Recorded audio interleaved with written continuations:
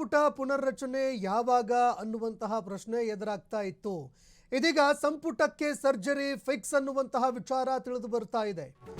5-6 ಸಚಿವರನ್ನ ಬಿಟ್ಟು ಉಳಿದ ಎಲ್ಲ ಮಂತ್ರಿಗಳಿಗೆ ಕೋಕ್ ಕೊಡುವಂತಹ ಸಾಧ್ಯತೆ ಇದೆ. ಸಿದ್ದರಾಮಯ್ಯ ಕ್ಯಾಬಿನೆಟ್ಗೆ ಶೀಘ್ರದಲ್ಲೇ ಮೇಜರ್ ಆಪರೇಷನ್ ಆಗುತ್ತೆ. ಇನ್ನು ಕಳೆದ ಬಾರಿ ಸಚಿವ ಸ್ಥಾನದಿಂದ ಯಾರು ವಂಚಿತರಾಗಿದ್ರು ಅವರಿಗೆ ಸಚಿವ ಸ್ಥಾನ ಸಿಗೋ ಸಾಧ್ಯತೆ ಇದೆ. ಹಿರಿಯ ಸಚಿವರಿಗೂ ಕೂಡ ಖಾತೆ ಕಳೆದುಕೊಳ್ಳುವ ಭೀತಿ ಎದುರಾಗ್ತಾ ಇದೆ. ಫ್ರೀಡಂ ಟಿವಿಯಲ್ಲಿ ಎಕ್ಸ್ಕ್ಲೂಸಿವ್ ವರದಿ, ಇದಕ್ಕೆ ಸಂಬಂಧಪಟ್ಟಂತೆ ನಾವೀಗ ಬಿತ್ತರ ಮಾಡ್ತಾ ಇದ್ದೀವಿ. ನೋಡಿ, ಕೆಲವು ಹಿರಿಯ ಶಾಸಕರು ಕೂಡ ಸಚಿವ ಸ್ಥಾನವನ್ನು ಕಳೆದುಕೊಳ್ಳುವಂತಹ ಸಾಧ್ಯತೆ ಇದೆ. ಹಿರಿಯ ಸಚಿವರು ಈಗಾಗಲೇ ಅವಕಾಶವನ್ನು ಪಡ್ಕೊಂಡಿದ್ರು. ಇನ್ನೂ ಕೆಲವು ಹಿರಿಯ ಶಾಸಕರಿದ್ದಾರೆ. ಅವರು ಕೂಡ ನಮ್ಮ ಹಿರಿತನ, ನಾವು ನಿರಂತರವಾಗಿ ಗೆದ್ದು ಬಂದಿರುವಂಥದ್ದು, ಜೊತೆಗೆ ಪಕ್ಷಕ್ಕೆ ಕೊಟ್ಟಿರುವಂತಹ ಕೊಡುಗೆ, ಇದೆಲ್ಲವನ್ನು ಗಮನಿಸಿ ನಮಗೆ ಅವಕಾಶವನ್ನು ಮಾಡಿಕೊಡ್ಬೇಕು, ಸಚಿವ ಸ್ಥಾನ ನೀಡಬೇಕು ಅಂತ ಪಟ್ಟು ಹಿಡಿತಾ ಇದ್ರು. ಈ ನಡುವೆ ನಿರಂತರವಾಗಿ ಯಾವಾಗಪ್ಪ ಸಿಹಿ ಸುದ್ದಿ ಸಿಗತ್ತೆ, ಹೊಸಬರು ಯಾರಿದ್ದಾರೆ, ಯುವ ನಾಯಕರು ಯಾರಿದ್ದಾರೆ, ಜೊತೆಗೆ ಯಾರು ಅಸಮಾಧಾನಿತರಿದ್ದಾರೆ, ಯಾರು ಹಿರಿಯ ಶಾಸಕರು ಸಚಿವ ಸ್ಥಾನ ಸಿಗದೆ ಹೊರಗುಳಿದಿದ್ದಾರೆ, ಅವರಿಗೆ ಯಾವಾಗ ಸಿಗೋದು ಅನ್ನುವಂತಹ ಪ್ರಶ್ನೆ ಎದುರಾಗ್ತಾ ಇತ್ತು. ಸಿಹಿ ಸುದ್ದಿ ಯಾವಾಗ ಕೊಡುತ್ತೆ ಕಾಂಗ್ರೆಸ್ ಸರ್ಕಾರ ಅನ್ನೋ ಪ್ರಶ್ನೆ ಎದುರಾಗ್ತಾ ಇತ್ತು. ಆದರೆ ಕೊನೆಗೂ ಈಗ ಸಿದ್ದು ಸಂಪುಟಕ್ಕೆ ಸರ್ಜರಿ ಫಿಕ್ಸ್ ಆಗಿದೆ ಅನ್ನೋ ಮಾತುಗಳು ಕೇಳಿಬರ್ತಾ ಇದೆ. ಇದಕ್ಕೆ ಸಂಬಂಧಪಟ್ಟಂತೆ ಎಕ್ಸ್ಕ್ಲೂಸಿವ್ ಮಾಹಿತಿಗಳು ನಿಮ್ಮ ಫ್ರೀಡಂ ಟಿವಿಗೆ ಲಭ್ಯ ಆಗಿದೆ. ಯಾರ್ಯಾರಿಗೆ ಕೈ ಕೊಡ್ತಾರೆ, ಯಾರ್ಯಾರ ಕೈ ಹಿಡಿತಾರೆ, ಯಾರ್ಯಾರಿಗೆ ಸಚಿವ ಸ್ಥಾನ ಸಿಗೋ ಸಾಧ್ಯತೆ ಇದೆ, ಇದೆಲ್ಲವೂ ಕೂಡ ಈಗ ಫ್ರೀಡಂ ಟಿವಿಗೆ ಮಾಹಿತಿಗಳು ಲಭ್ಯವಾಗಿದೆ. ಹೀಗಾಗಿ ಯಾರು ಪ್ರಬಲ ಆಕಾಂಕ್ಷಿಗಳಿದ್ದಾರೆ, ಯಾರು ರೇಸ್ನಲ್ಲಿ ಇದ್ದಾರೆ, ಜೊತೆಗೆ ಯಾರ್ಯಾರು ಹಿರಿಯ ನಾಯಕರಿದ್ದಾರೆ ಅವರಿಗೆ ಮಣೆ ಹಾಕುವಂತಹ ಸಾಧ್ಯತೆ ಇದೆ ಅನ್ನೋ ಮಾತುಗಳು ಕೇಳಿಬರ್ತಾ ಇದೆ. ಇನ್ನು ಲೆಕ್ಕಾಚಾರವೂ ಕೂಡ ಇರುತ್ತೆ ಇಲ್ಲಿ ಜಾತಿಗತವಾಗಿ, ಜೊತೆಗೆ ಅವರ ಹಿಂದೆ ಇರುವಂತಹ ಮತ ಬ್ಯಾಂಕು, ಮತ್ತೊಂದೆಡೆ ಅವರು ಎಷ್ಟು ಬಾರಿ ಗೆದ್ದಿದ್ದಾರೆ, ಅವರ ಹಿರಿತನ, ಪಕ್ಷಕ್ಕೆ ಕೊಟ್ಟಿರುವ ಕೊಡುಗೆ, ಇದೆಲ್ಲವನ್ನೂ ಕೂಡ ಗಮನದಲ್ಲಿ ಇಟ್ಕೊಂಡು ಭವಿಷ್ಯದ ಚುನಾವಣೆಗಳನ್ನು ಗಮನದಲ್ಲಿ ಇಟ್ಕೊಂಡು ಸಚಿವ ಸ್ಥಾನಕ್ಕೆ ಮಣೆ ಹಾಕುವ ಸಾಧ್ಯತೆ ಇದೆ. ಹೀಗಾಗಿ ಈವರೆಗೆ ಇದ್ದಂತಹ ಗೊಂದಲಗಳಿಗೆ ಕೊನೆಗೂ ತೆರೆ ಬೀಳುವ ಸಾಧ್ಯತೆ ಇದೆ ಅನ್ನೋ ಮಾತುಗಳು ಕೇಳಿಬರ್ತಾ ಇದೆ.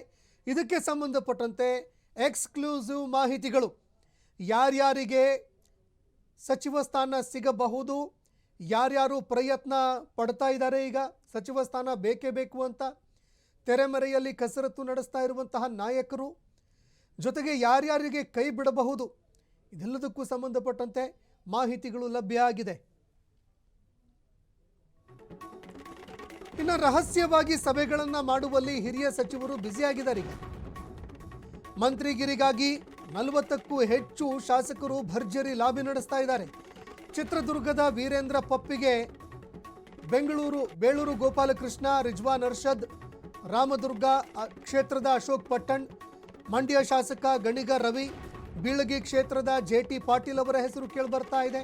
ಹುನಗುಂದ ಕ್ಷೇತ್ರದ ವಿಜಯಾನಂದ ಕಾಶಪ್ಪನವರವರು, ಮಾಗಡಿ ಬಾಲಕೃಷ್ಣ, ಯಲಬುರ್ಗದ ಬಸವರಾಜ್ ರಾಯರೆಡ್ಡಿ ಅವರ ಹೆಸರು ಕೂಡ ಕೇಳಿಬರ್ತಾ ಇದೆ.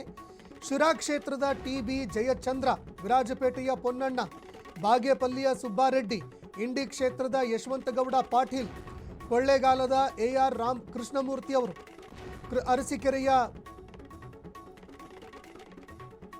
ಶಿವಲಿಂಗೇಗೌಡ ಅವರು, ಅಥಣಿಯ ಲಕ್ಷ್ಮಣ್ ಸವದಿ ಅವರು ಕೂಡ ಸಚಿವ ಸ್ಥಾನಕ್ಕೆ ಲಾಬಿ ನಡೆಸ್ತಾ ಇದ್ದಾರೆ. ಇನ್ನು ಮುಸ್ಲಿಂ ಶಾಸಕರ ಪೈಕಿ ರಿಜ್ವಾನ್ ಅರ್ಷದ್, ತನ್ವೀರ್ ಸೇಠ್ ಅವರು ಕೂಡ ಸಚಿವ ಸ್ಥಾನ ಬೇಕು ಅಂತ ಕೇಳ್ತಾ ಇದ್ದಾರಂತೆ. MLC ಸಲೀಂ ಅಹಮದ್ ಅವರ ಮಧ್ಯೆಯೂ ಕೂಡ ಫೈಟ್ ನಡೀತಾ ಇದೆ ಅನ್ನೋ ಮಾತುಗಳು ಕೇಳಿಬರ್ತಾ ಇದೆ. ನೋಡಿ, ಈಗಾಗಲೇ ಯಾರ್ಯಾರು ಹಿರಿಯ ನಾಯಕರಿದ್ದಾರೆ, ಹಿರಿತನ ಯಾರ್ಯಾರಿಗಿದೆ, ನಾವು ಪಕ್ಷಕ್ಕೆ ಕೊಡುಗೆ ಕೊಟ್ಟಿದ್ದೀವಿ ಸ್ವಾಮಿ, ನಿರಂತರವಾಗಿ ನಾವು ಗೆದ್ದು ಬಂದಿದ್ದೀವಿ, ನಮಗೆ ಅವಕಾಶ ಮಾಡಿಕೊಡ್ಲೇಬೇಕು ಅಂತ ಅವರು ಪಟ್ಟನ್ನು ಹಿಡಿತಾ ಇದ್ದಾರೆ. ಮತ್ತೊಂದು ಕಡೆಯಲ್ಲಿ ರಹಸ್ಯವಾಗಿ ಸಭೆಗಳನ್ನು ಮಾಡ್ತಾ ಇದ್ದಾರೆ ಅನ್ನೋ ಮಾತುಗಳು ಕೂಡ ಕೇಳಿಬರ್ತಾ ಇದೆ. ಅಂದರೆ CM ಸಿದ್ದರಾಮಯ್ಯ ಅವ್ರನ್ನ ಭೇಟಿಯಾಗೋದು, ಅಲ್ಲೂ ಕೂಡ ಅವರ ಜೊತೆ ಸಭೆ ನಡೆಸೋದು, ಮತ್ತೊಂದು ಕಡೆಯಲ್ಲಿ DCM DK ಶಿವಕುಮಾರ್ ಅವ್ರನ್ನ ಭೇಟಿಯಾಗಿ ಮಾತುಕತೆ ನಡೆಸೋದು, ಸಭೆಗಳನ್ನು ಮಾಡೋದು, ಅಲ್ಲೂ ಕೂಡ ಸಚಿವ ಸ್ಥಾನಕ್ಕಾಗಿ ಲಾಬಿ ನಡೆಸೋದು. ಮತ್ತೊಂದು ಕಡೆ ದೆಹಲಿಗೂ ಕೂಡ ತೆರಳಿದ್ರು ಹಲವಾರು ನಾಯಕರು. ದೆಹಲಿ ಮಟ್ಟದಲ್ಲೂ ಕೂಡ ಸಾಕಷ್ಟು ರೀತಿಯಲ್ಲಿ ಒತ್ತಡವನ್ನು ಹಾಕುವಂತಹ ಕೆಲಸಕ್ಕೆ ಮುಂದಾಗ್ತಾ ಇದ್ದಾರೆ. ಈ ಬಗ್ಗೆ ಮತ್ತಷ್ಟು ಮಾಹಿತಿ ಕೊಡ್ತಾರೆ ಪ್ರತಿನಿಧಿ ಮಾರುತಿ ಫೋನ್ ಸಂಪರ್ಕದಲ್ಲಿ ಜಾಯ್ನ್ ಆಗಿದ್ದಾರೆ. ಮಾರುತಿ, ಕೊನೆಗೂ ಸಂಪುಟಕ್ಕೆ ಸರ್ಜರಿ ಫಿಕ್ಸ್ ಅನ್ನುವಂತಹ ಮಾಹಿತಿ ಲಭ್ಯವಾಗ್ತಾ ಇದೆ.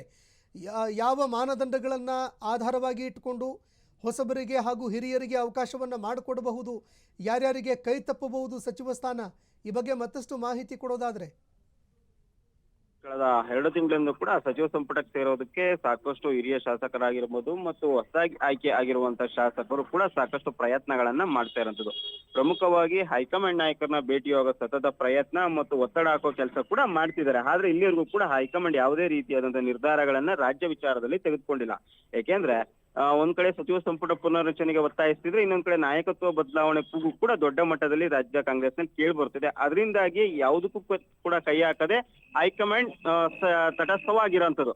ಆದ್ರೆ ಈಗ ಬಂದಿರೋ ಮಾಹಿತಿ ಪ್ರಕಾರ ಶೀಘ್ರದಲ್ಲೇ ಸಹ ಸಚಿವ ಸಂಪುಟ ಪುನರ್ರಚನೆ ಆಗುತ್ತೆ ಎಂಬ ಚರ್ಚೆಯು ಕೂಡ ಕಾಂಗ್ರೆಸ್ ನಲ್ಲಿ ಕೇಳಿ ಬರ್ತಿದೆ. ಪ್ರಮುಖವಾಗಿ ಈಗಾಗಲೇ ದೆಹಲಿಗೆ 5ರಿಂದ 6 ಶಾಸಕರು ಕೂಡ ಹೋಗಿರುವಂತದ್ದು ಕೃಷ್ಣ ಬೈರೇಗೌಡ ನೇತೃತ್ವದ. ಅಲ್ಲಿ ಕೂಡ ಅವರು ಕೂಡ ಹೈಕಮಾಂಡ್ ನಾಯಕರನ್ನ ಭೇಟಿಯಾಗುವ ಪ್ರಯತ್ನ ಕೂಡ ಮಾಡ್ತಾ ಇರೋಂಥದ್ದು. ಅದ್ರಲ್ಲಿ ಪ್ರಮುಖವಾಗಿ ರಿಜ್ವಾನ್ ಅರ್ಷದ್ ಆಗಿರ್ಬೋದು, ಅಶೋಕ್ ಪಟ್ಟಣ ಆಗಿರ್ಬೋದು, ಮತ್ತೆ ಅದೇ ರೀತಿಯಾದಂತ ಬಾಲಕೃಷ್ಣ ಆಗಿರ್ಬೋದು, ಟಿ.ವಿ. ಜಯಚಂದ್ರ, ಪೊನ್ನಣ್ಣ, ಸುಬ್ಬಾರೆಡ್ಡಿ, ಇವರೆಲ್ಲರೂ ಕೂಡ ಸಚಿವ ಸಂಪುಟ ಸೇರ್ಪಡೆಗೆ ಸಾಕಷ್ಟು ಪ್ರಯತ್ನಗಳನ್ನ ಮಾಡ್ತಿದ್ದಾರೆ. ಹೈಕಮಾಂಡ್ ನಾಯಕರನ್ನ ಭೇಟಿ ಆಗ್ತಾ ಇರೋಂಥದ್ದು.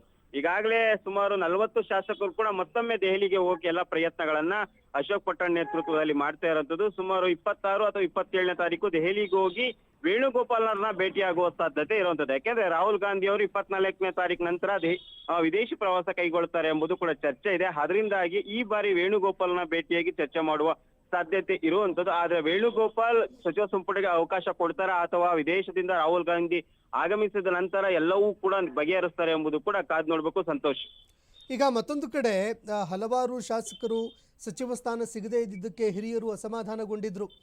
ಒಂದು ವೇಳೆ ಈ ಬಾರಿ ಏನಾದರೂ ಸಚಿವ ಸಂಪುಟದಲ್ಲಿ ಅವಕಾಶ ಸಿಗದೇ ಇದ್ರೆ ಆಗ ಮತ್ತಷ್ಟು ಅಸಮಾಧಾನ ಭುಗಿಲೇಳಬಹುದಾ? ಯಾಕಂದ್ರೆ ಕಾಂಗ್ರೆಸ್ ಕೂಡ ತುಂಬಾ ನಾಜೂಕಾಗಿ ಸಂಪುಟವನ್ನು ಮತ್ತೆ ಪುನರ್ರಚನೆ ಮಾಡೋದಕ್ಕೆ ಅಂತ ಮುಂದಾಗ್ತಾ ಇದೆ. ಹೀಗಾಗಿ ಎಲ್ಲ ಅಸಮಾಧಾನಗಳಿಗೆ ಫುಲ್ ಸ್ಟಾಪ್ ಹಾಕತ್ತಾ ಕಾಂಗ್ರೆಸ್ ಅಥವಾ ಅಸಮಾಧಾನ ತೀವ್ರವಾಗುತ್ತಾ ಅಂತ? ಸಂತೋಷ್, ಈಗಾಗಲೇ ಕ್ಷೇತ್ರವಾರು ಆಗಿರ್ಬೋದು ಮತ್ತು ಜಾತಿವಾರು ಆಗಿರ್ಬೋದು, ಮತ್ತೆ ಅದೇ ರೀತಿಯಾದಂತ ಅವರ ಆಯ್ಕೆಯಾದ ಕ್ರಮಗಳ ಬಗ್ಗೆ ಆಗಿರ್ಬೋದು, ಮತ್ತೆ ಅದೇ ರೀತಿ ಹೊಸದಾಗಿ ಆಯ್ಕೆ ಆಗಿದ್ದಾರೆ, 4 ಬಾರಿ ಆಯ್ಕೆ ಆಗಿದ್ದಾರೆ. ಇವೆಲ್ಲವೂ ಕೂಡ ಒಂದ್ ರೀತಿಯಾದ ಪಟ್ಟಿ ಸಿದ್ದರಾಮಯ್ಯ ತಯಾರು ಮಾಡಿದ್ದಾರೆ ಅಂತ ಕೂಡ ಹೇಳಲಾಗ್ತದೆ. ಯಾಕೆಂದ್ರೆ ಒಂದು ವೇಳೆ ಸಚಿವ ಸಂಪುಟಕ್ಕೆ ಹೈಕಮಾಂಡ್ ಪರ್ಮಿಷನ್ ಕೊಟ್ಟಿದ್ದೇ ಆದಲ್ಲಿ ಈ ಎಲ್ಲಾ ಆಧಾರದ ಮೇಲೂ ಕೂಡ ಅವರಿಗೆ ಸಚಿವ ಸ್ಥಾನ ಕೊಡ್ಬೇಕಾಗತ್ತೆ. ಅದೇ ರೀತಿ ಈಗಿರುವಂತಹ ಸಚಿವರುಗಳ ಪ್ರೋಗ್ರೆಸ್ ರಿಪೋರ್ಟ್ ಕೂಡ ಸಿದ್ದರಾಮಯ್ಯ ಪಡೆದಿದ್ದಾರೆ ಎಂಬ ಚರ್ಚೆಯು ಕೂಡ ಇರುವಂತದ್ದು. ಅಂದ್ರೆ ಯಾರ ಮೇಲೆ ಸಾಕಷ್ಟು ಆರೋಪಗಳಿಗೆ ಇದೆ, ಅಂದ್ರೆ ಭ್ರಷ್ಟಾಚಾರದ ಆರೋಪ ಆಗಿರ್ಬೋದು, ಮತ್ತೆ ಇಲಾಖೆಗಳಲ್ಲಿ ಕೆಲಸ ಆಗ್ತಿಲ್ಲ ಅಂತ ಆರೋಪ ಇರ್ಬೋದು, ಈ ರೀತಿಯ ಮತ್ತೆ ಯಾವುದೇ ಕೆಲಸಗಳು ಮಾಡದೆ ತಟಸ್ಥವಾಗಿ ಉಳಿದಿರುವಂತಹ ಸಚಿವರುಗಳಾಗಿರ್ಬೋದು, ಇವೆಲ್ಲವೂ ಬಗ್ಗೆ ಕೂಡ ಒಂದು ರಿಪೋರ್ಟ್ ಕಾರ್ಡ್ ಅನ್ನ ಸಿದ್ದರಾಮಯ್ಯ ತಯಾರು ಮಾಡ್ತಿದ್ದಾರೆ, ಪಡೆದಿದ್ದಾರೆ ಎಂಬ ಚರ್ಚೆಯು ಕೂಡ ಇರುವಂತದ್ದು. ಇವೆಲ್ಲ ಆಧಾರದ ಮೇಲೂ ಕೂಡ ಹೊಸಬರಿಗೆ ಮತ್ತು 3-4 ಬಾರಿ ಆಯ್ಕೆ ಆದವರಿಗೂ ಕೂಡ ಸಚಿವ ಸ್ಥಾನ ಕೊಡುವ ನಿರ್ಧಾರವನ್ನ ಸಿದ್ದರಾಮಯ್ಯ ಮಾಡಿರುವಂತದ್ದು. ಆದ್ರೆ ಇಲ್ಲಿವರೆಗೂ ಕೂಡ ಹೈಕಮಾಂಡ್ ಪರ್ಮಿಷನ್ ಕೊಟ್ಟಿಲ್ಲ. ಆದ್ರೆ ಮುಂದಿನ ದಿನಗಳಲ್ಲಿ ಕೊಡದೆ ಹೋದ್ರೆ ಇದು ಮತ್ತಷ್ಟು ಬುಗಲಿ ಹೇಳುವ ಸಾಧ್ಯತೆ ಇರುವಂತದ್ದು. ಯಾಕೆಂದ್ರೆ ಈಗಾಗಲೇ ಅಧಿಕಾರಕ್ಕೆ ಬಂದು 3 ವರ್ಷ ಕಂಪ್ಲೀಟ್ ಆಗಿದೆ. ಬಾಕಿ ಇರುವಂತಹ 2 ವರ್ಷದಲ್ಲಾದ್ರೂ ಕೂಡ ನಮಗೆ ಸಚಿವ ಸ್ಥಾನ ಕೊಡ್ಲೇಬೇಕು ಅಂತ ಕೂಡ ಪಟ್ಟನ್ನ ಶಾಸಕರು ಹಿಡಿದಿರೋದ್ರಿಂದ ಇದು ಮತ್ತಷ್ಟು ಬುಗಿಲೆದ್ದುವ ಸಾಧ್ಯತೆ ಇರುವಂತದ್ದು. ಈಗಾಗಲೇ ಬಹಿರಂಗ ಹೇಳಿಕೆಗಳು ಕೂಡ ಕಾಂಗ್ರೆಸ್ ನಲ್ಲಿ ಬರ್ತವೆ, ಮತ್ತು ಇದೆಲ್ಲವೂ ಕೂಡ ಪಕ್ಷಕ್ಕೆ ಮುಜುಗರ ತರ್ತದೆ ಮತ್ತು ಸಂಘಟನೆಯು ಕೂಡ ಸಾಕಷ್ಟು ದೊಡ್ಡ ಮಟ್ಟದಲ್ಲಿ ಪೆಟ್ಟು ಬಿಡುತ್ತಿದೆ. ಅದರಿಂದಾಗಿ ಇವೆಲ್ಲವೂ ಕೂಡ ಗಮನಿಸಿರುವಂತಹ ಹೈಕಮಾಂಡ್ ಶೀಘ್ರದಲ್ಲೇ ಸಚಿವ ಸಂಪುಟ ಪುನರ್ರಚನೆಗೆ ಅಥವಾ ನಾಯಕತ್ವ ಬದಲಾವಣೆಗೆ ಎರಡರಲ್ಲಿ ಯಾವುದೋ ಒಂದಕ್ಕೆ ಅವಕಾಶ ಕೊಡುವ ಸಾಧ್ಯತೆ ಇರುವಂತದ್ದು. ಸಂತೋಷ್, ಧನ್ಯವಾದಗಳು ಮಾರುತಿ ನಿಮ್ಮೆಲ್ಲ ಮಾಹಿತಿಗೆ. ಕ್ಷಣ ಕ್ಷಣದ ಸುದ್ದಿಗಳಿಗಾಗಿ ಫ್ರೀಡಂ ಟಿವಿ ಸಬ್ಸ್ಕ್ರೈಬ್ ಮಾಡಿ, ಲೈಕ್ ಮಾಡಿ ಹಾಗೂ ಫಾಲೋ ಮಾಡಿ. ಹೊಸ ಸುದ್ದಿಗಳ ನೋಟಿಫಿಕೇಶನ್ಗಾಗಿ ಬೆಲ್ ಐಕಾನ್ ಮೇಲೆ ಕ್ಲಿಕ್ ಮಾಡಿ.